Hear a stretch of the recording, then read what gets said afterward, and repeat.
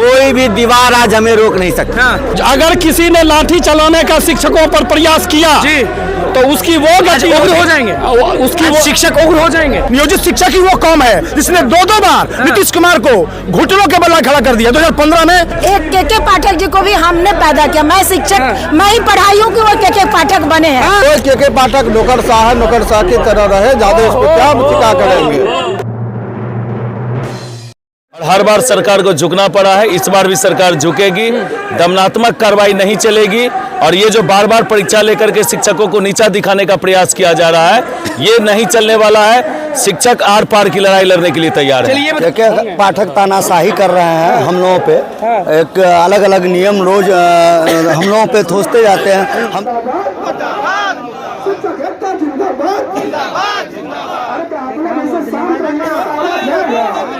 आवाज कैसे जाएगा? आवाज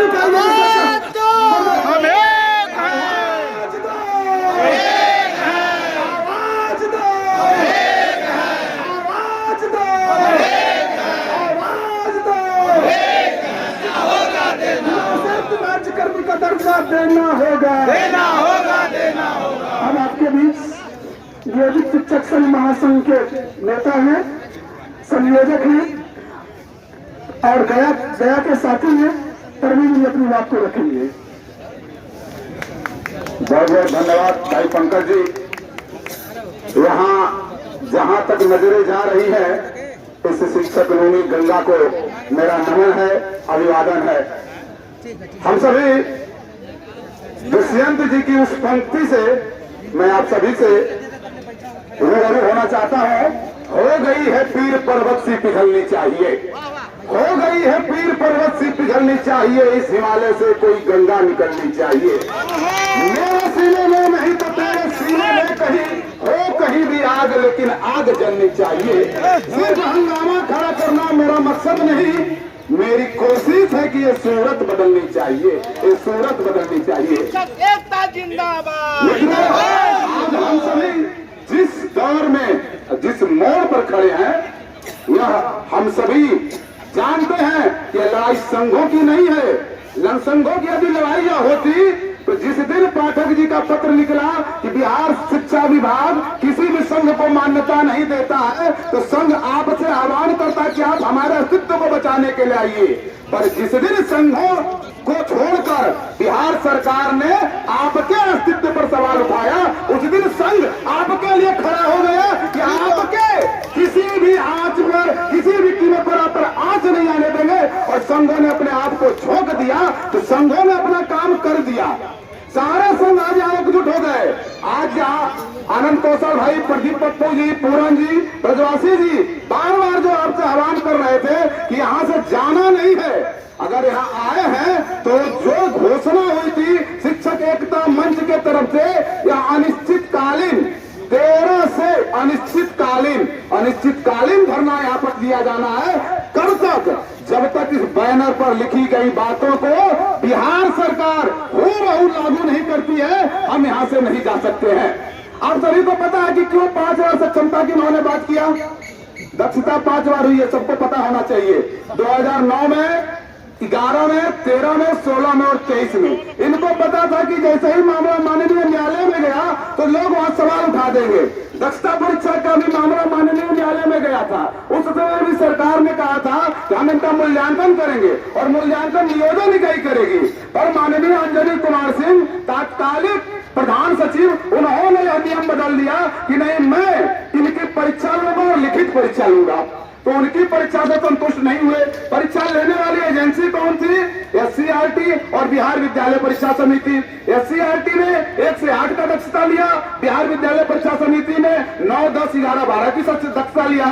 आज पुनः बिहार विद्यालय परीक्षा समिति से ही क्यों? आज पहले उस बिहार विद्यालय परीक्षा समिति के उस अंक पत्र को तो डिजल्व कीजिए, खारिज कीजिए। आप मानिए कि वो परीक्षा गलत हुई थी। अंजनी कुमार सिंह जो मुख्य सचिव भी रह चुके बिहार के, उन्होंने गलत परीक्षा लिया और आज अपर मुख्य सचिव महोदय को लग रहा है कि नहीं, मुझे फिर से इनकी परीक्षा लेनी चाहिए। तो कब कब तक परीक्षा देते रहेंगे? कल को नए कोई और अपर मुख्य सचिव आ जाएंगे, वो बोलेंगे कि नहीं मैं भी इनकी परीक्षा लूंगा, फिर अगले बार कोई और अपर मुख्य सचिव आएंगे, वो बोलेंगे मैं परीक्षा लूंगा। तो आप कब तक परीक्षा देना चाहते हैं? आप कब तक परीक्षा देने के लिए तैयार हैं? एक बार परीक्षा हमारी जो ली गई थी वो वार्षिक वेतन वृद्धि के लिए नहीं, 60 वर्षों की सेवा निर्धारित करने के लिए ली गई थी। हमारी सेवा 60 वर्ष की गई थी, इसलिए हमने शिक्षक दक्षता और शिक्षक पात्रता परीक्षा उत्तीर्ण करके आए हैं। अभी यहाँ से प्रदेश कमेटी से शिक्षक एकता मंच के मंडल सदस्य के सभी सदस्य गए हैं माननीय मुख्य सचिव से वार्ता करने।